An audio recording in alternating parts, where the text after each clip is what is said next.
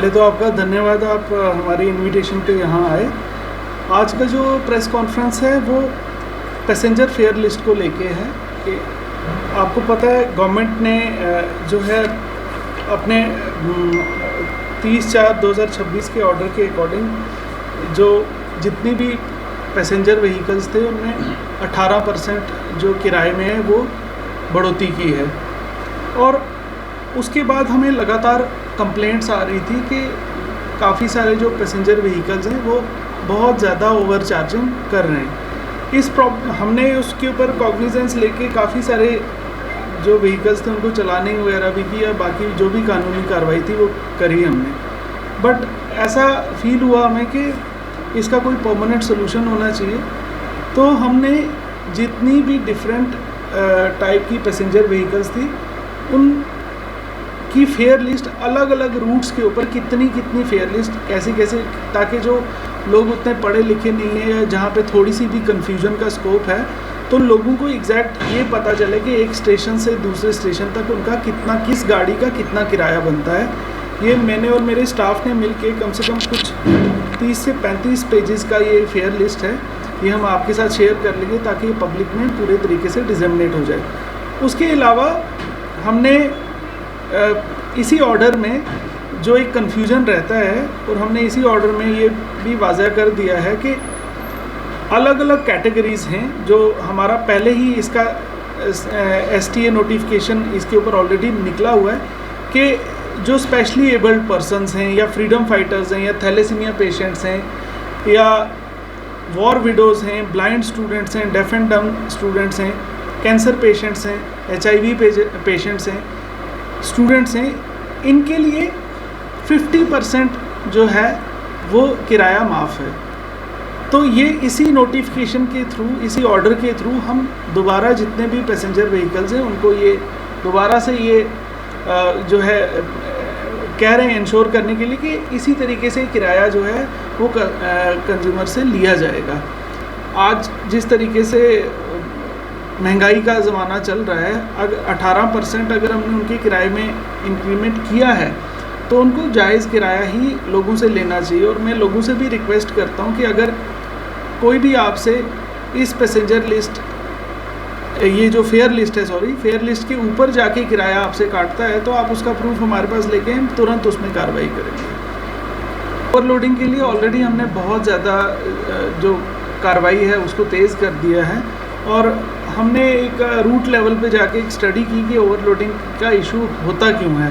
तो इसके रिगार्डिंग हमने DC साहब से भी बात की और ट्रांसपोर्ट कमिश्नर साहब से भी बात की और हम इस सलूशन पे आए कि ये जो गाड़ियां हैं इनमें कुछ लोगों की मोनोपोली थी और जिसके कारण टाइम जो था, टाइम डिफरेंट गाड़ियों को डिफरेंट टाइम पे फिक्स करके लगा दिया जाता था और किसी टाइम पे जो पैसेंजर्स का लोड है वो ज़्यादा होता था, इसलिए ओवरलोडिंग का इशू आता था और उस कारण ये आपस में भी लड़ाई झगड़ा करते थे। तो TC साहब की इंस्ट्रक्शंस पे और DC साहब के ऑर्डर पे हमने हर रूट का जो गोल चार्ट बनाना है वो शुरू कर दिया है कि जो भी गाड़ियाँ उस रूट पे चलेंगी वो रोटेशन में चलेंगी।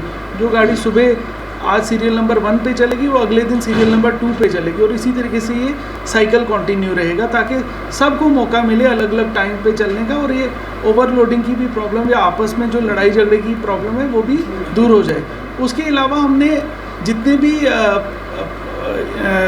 स्टैंड्स हैं, जैसे ऑटो स्टैंड है या मैटाडोर स्टैंड है, इन सब की भी रेगुलेशन के लिए हमने ऑलरेडी एक नोटिस निकाला हुआ है कि ये सब अपने जो यूनियंस हैं, डिफरेंट यूनियंस हैं, वो भी अपने डॉक्यूमेंट्स सबमिट करेंगे और जितने भी ऐसे स्टैंड्स हैं उनको भी डिपार्टमेंट जो है वो रेगुलेट करेगा ताकि इस तरीके के जो अनवांटेड एलिमेंट्स हैं जो यूनियन के नाम पे या उस तरीके से पैसा ही भी इकट्ठा करते हैं और उसके अलावा जब गाड़ियाँ सड़क पे चलती हैं तो पैसेंजर्स को भी दिक्कत होती है। तो उस चीज़ को दूर करने के लिए हमने ये 2-3 इनिशिएटिव्स ऑलरेडी। कुछ लोगों का ये भी कहना है कि परमिट हमारे काफ़ी देर से पेंडिंग पड़े हुए हैं, तो उसके बारे में भी कुछ परमिट इशू करने के बारे में नहीं, परमिट्स कोई पेंडिंग तो कोई परमिट नहीं है। जो भी हमारे पास ऑनलाइन रिक्वेस्ट आ रही है हमने तो ऑलरेडी सारी रिक्वेस्ट जो हैं वो डिस्पोज कर दी हैं। पिछले 15 से 20 दिन से जो हमारी डिपार्टमेंट की जो वेबसाइट थी वो मेंटेनेंस पे थी, उस कारण बीच में थोड़े से दिक्कत आई थी, बट आज हमने पिछले 3-4 दिन में वो पेंडेंसी सारी क्लियर कर दी हुई है। तो हमारा वैसे भी डिपार्टमेंट जो है वो पेंडेंसी क्लियर करने पे इस टाइम पे नंबर 1 पे है। 97-98% हमारी पेंडेंसी क्लियर है आज की डेट में। अब वही बिल्कुल, ये कंप्लेंट्स हमारे पास भी काफ़ी सारी आई हैं कि ये कॉन्ट्रैक्ट कैरेजेस होते हैं, इनको एक स्टॉप से ही सवारी उठानी होती है दूसरे स्टॉप तक जहाँ का इनका परमिट है, बट ये रास्ते में सवारियाँ उठाते हुए ले जाते हैं। ये हमारे पास पहले बहुत सारी कंप्लेंट्स आई और इसमें हमने परमिट सस्पेंड किए, सीजर्स वगैरह भी किए हैं। हम ऑलरेडी इस पर कार्रवाई कर रहे हैं। सर काफ़ी नहीं है, हमने सारी पेंडेंसी, मैंने आपको पहले बता दिया कि वो उनके पड़े रहते हैं जिनकी कोई डॉक्यूमेंट में कोई कमी होती है, वो कमी पूरी नहीं करते, अपनी एप्लीकेशन को वापस जो है रीसबमिट नहीं करते, तो उनकी दिक्कत रहती है। अभी हमारे 97% पेंडेंसी जो है वो ऑलरेडी क्लियर हो गई है। 15-20 दिन से जो दिक्कत थी वो भी क्लियर हो गया। सर हम तो यहाँ बैठे हैं काम करने के लिए, हमारे पास ऑनलाइन एप्लीकेशन आती है, हम उसको डिस्पोज करते हैं। अब ये तो लोगों की कमी है कि वो एजेंट्स के पास जा रहे हैं। अगर कोई उनको धोखे से कोई चीज़ कह रहा होगा, पैसे मांग रहा होगा, तो वो एजेंट्स के पास, एजेंट उनके घर भी नहीं आता है, वो खुद एजेंट के पास जाते हैं। तो हम तो यही रिक्वेस्ट करते हैं लोगों से कि आपको एजेंट्स के पास जाने की ज़रूरत नहीं है, आपका ऑनलाइन पोर्टल अवेलेबल है, आप अपनी फ़ी भरें, जो भी सर्विस है आपको टाइमली डिलीवर होती है। हमारा जिस दिन हमारा ड्राइविंग टेस्ट होता है उसी के विदिन 6 आवर्स हम पूरा रिज़ल्ट अपलोड करके और उनके लाइसेंस जो होते हैं वो डिस्पैच होके 5वें दिन उनके घर पहुंच जाते हैं। तो मैं कोई भी अगर आपसे इस तरीके की कोई पैसा मांगता है या कुछ करता है, आप हमारे पास उसकी कंप्लेंट करें। तो बाकी लोगों को किसी के पास जाने की ज़रूरत नहीं है। जिसकी अगर कोई भी दिक्कत है, अगर हम उसमें कोई डेफिशिएंसी निकालते हैं किसी एप्लीकेशन में, और अगर किसी को समझ नहीं आती है, वो ऑफिस में कांटेक्ट कर सकते हैं। एजेंट्स के पास जाने की ज़रूरत, अगर आपके पास फ़ोन है, आप किसी जगह पे भी किसी इंसान की वीडियो तो नहीं बनाएंगे।